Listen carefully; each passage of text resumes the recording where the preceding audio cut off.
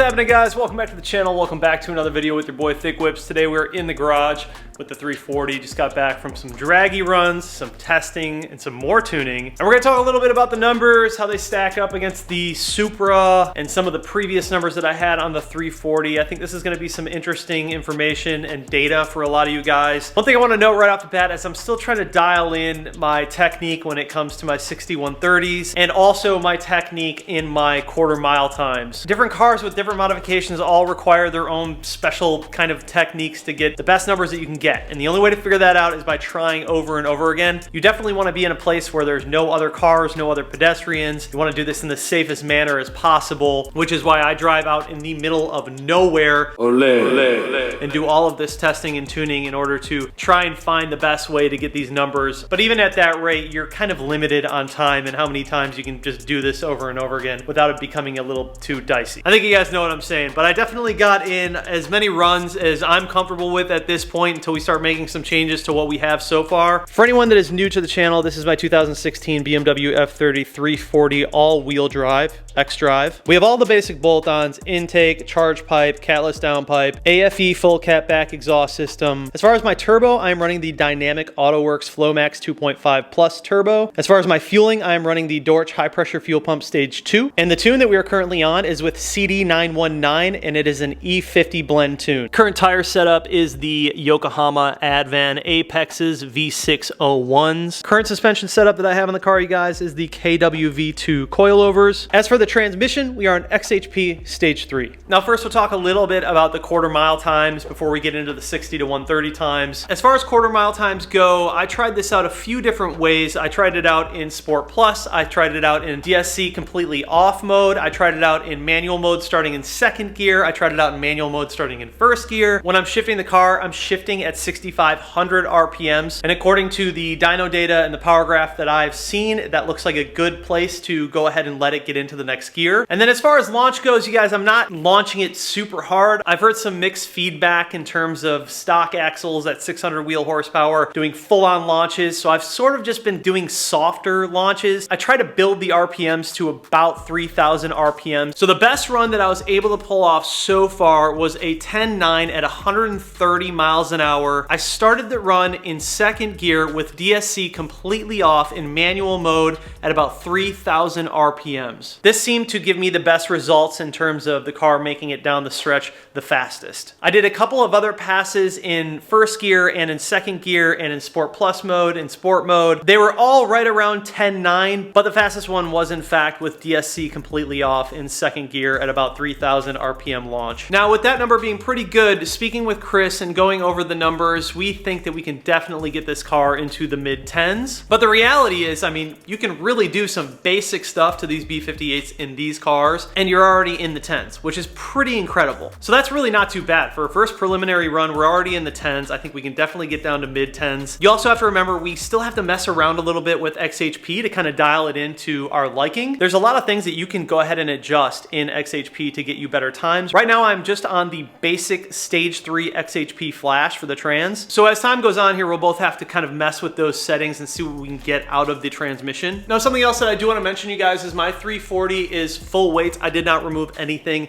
and this is an X-Drive model. So that puts this car's weight at about 3,649 pounds. If we compare that to my Supra, the Supra was 3,346 pounds. So this car is already about 300 pounds heavier than the Supra. And the great thing about those Supras is they have the Gen 2 B58 and they weigh 300 pounds less. Now, being that the Supras are 300 pounds less than the F30, that's why you see a lot of them putting really impressive times down. So that is about where we're at right now. Preliminary numbers are looking about 10.9 at 130 miles an hour. Definitely think that we can bite off mid-10s if we take a little more time and focus on the technique and just have more practice with this setup, the tune, and the car. Now let's talk about this car back in November when I had just the stock turbo, the stock fueling, a catless downpipe, stage 2 MHD, OTS map, and the rest of my basic bolt-ons: intake, exhaust, charge pipe, etc. With that setup, this car ran an 11.85 at 116 miles per hour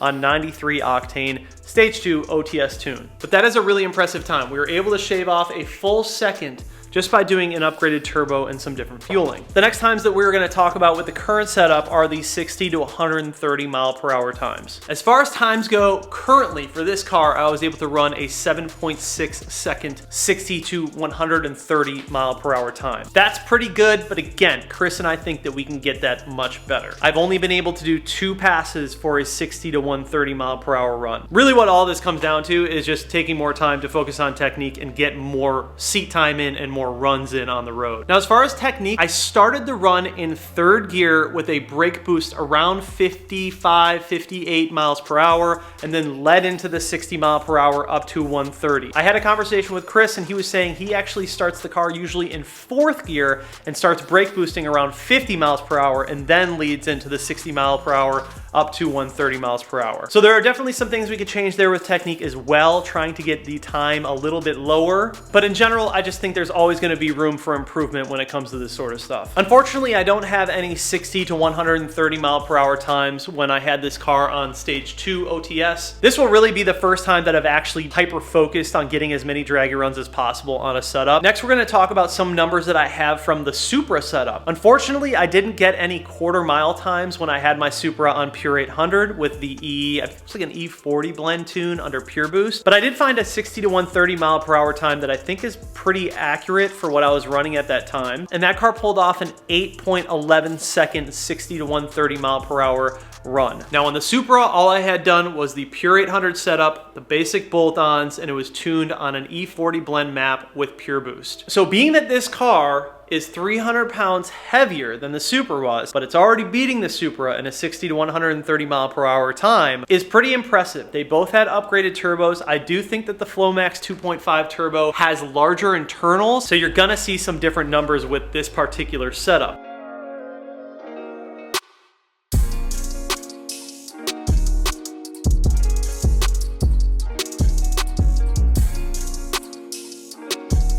So when I first started making the runs on this car, as far as quarter mile times, everything that I put down was right around 10.9, 10.98, 10.90, 10.95, and that was with me switching up a few different techniques, trying some different things. There were a few times where I actually let off quite early and only trapped like 111 miles per hour. In a quarter mile, this car should be trapping around 130, and that's kind of what led us to believe that we could definitely push a little bit more out of this car in terms of a lower number. I personally think that I could get this car to around like 10.6, 10.5 with its current setup if I had enough time to really go in and just try out new techniques over and over again. One issue that I am currently having, I am continually popping off my middle silicone coupler on the charge pipe. This is extremely common if you are running higher pounds of boost. I am currently right around 28 pounds of boost or so, and this coupler just barely fits over each end of the charge pipe. In an ideal world, this coupler would be 4 inches long. Right now, it's about 3 inches long, I want to say, and I can only get so many hits out of it until the thing just pops off. Now, there's a couple of ways to get around this. The obvious one is to buy a longer coupler that's 4 inches long. The other option is people actually weld in extensions onto their charge pipes themselves so they can still run the 3-inch long coupler. So for example, if the charge pipe just ended here, you would weld on a piece of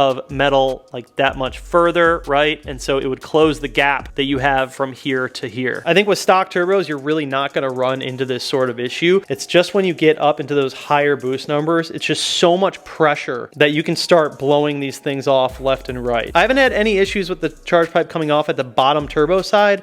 It's only been in the middle. And to be fair, this isn't obviously the only charge pipe I've had on this car, but I did have the upgraded turbo and we started tuning with a different charge pipe, and I was also having the same issues with that charge pipe. I've also talked to a few people and they experienced it with the FTP charge pipes. So I really do think it comes down to either just having the charge pipe welded and extended, or just finding a larger coupler if you can find one, in order to eliminate this issue with the couplers blowing off. So that is just one of the issues that I'm running into. It's one of the hurdles, I guess you could say, that I'm running into when it comes to just trying to get better times and running this car over and over again. All you need to do to this Generation 1 B58 to get this car into the 10s, upgrade your turbo, catless downpipe, E50 blend tune, a high pressure fuel pump, and you're pretty much good to go. Charge pipes, intakes, exhausts, all sort of debatable. I think you could probably achieve these same numbers with a factory charge pipe, a drop-in filter on your stock intake, and the stock exhaust system. So if you wanted to build like the ultimate sleeper car and just do absolutely nothing to it, get some decent tires, do a hybrid turbo, upgrade your high pressure fuel pump, go with some sort of E-blend custom tune, and you should 100% be in the 10s. By today's standards, that's really not too fast because there's so many cars out there already in the 9s and 8s. But the fact that this is a stock motor, it's not built. It is not, in fact, a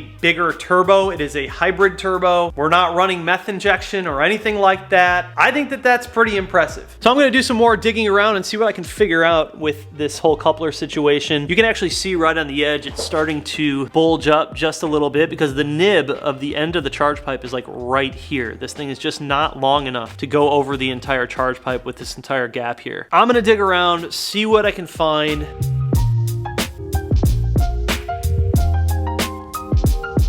And once we do that, I'll be in really good shape. So yeah, that is a lot of stuff to share with you guys. And yes, we are gonna be taking this car to the dyno. I just wanna get everything dialed in on the street first before I go to the dyno. Dyno numbers are cool. I like seeing the power graph because it tells me where to shift. But more importantly, street numbers are always going to trump power numbers. And I think when it comes down to it, it's always more important to have your street numbers figured out before you get your dyno numbers figured out. I could sit here and say this car is making 600 wheel horsepower all day, and that sounds really cool, but the reality is if it's not actually driving well on the street, then what do the numbers matter? The dyno numbers and the dyno graph should be a tool for you to understand what your car is doing and how to better drive it on the street. All right, so to recap, you guys, that's where we're at right now in the 10s on the quarter mile, looking at about 7.6 for the 60 to 130, and I'm gonna do my best to get that better and better and quicker, and I'll keep updating you guys as we get faster and faster. But as far as preliminary numbers go, I'm very happy with that. And if you guys want to test your own cars out on the street, make sure you check out getting a Dragy for your car. I'll have it linked down below. It is a really, really cool tool. It's super easy to use. The Dragy GPS meter has a magnet built into it. So what I do is I actually just place it on top of that speaker right behind your iDrive screen, and it doesn't go anywhere. That way it also gets a really good, clear GPS satellite read. And then you just download the Dragy app onto your phone,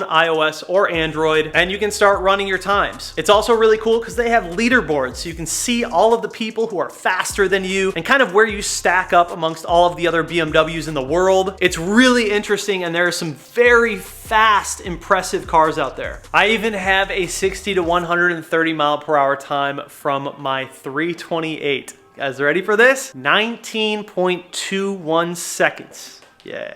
What's the smoke? I remember when I got that number in the 328 and I was like, damn, I wonder if that's fast. Like, I wonder if that's pretty quick. And then I saw the leaderboards and I was like, oh, that's not very quick at all.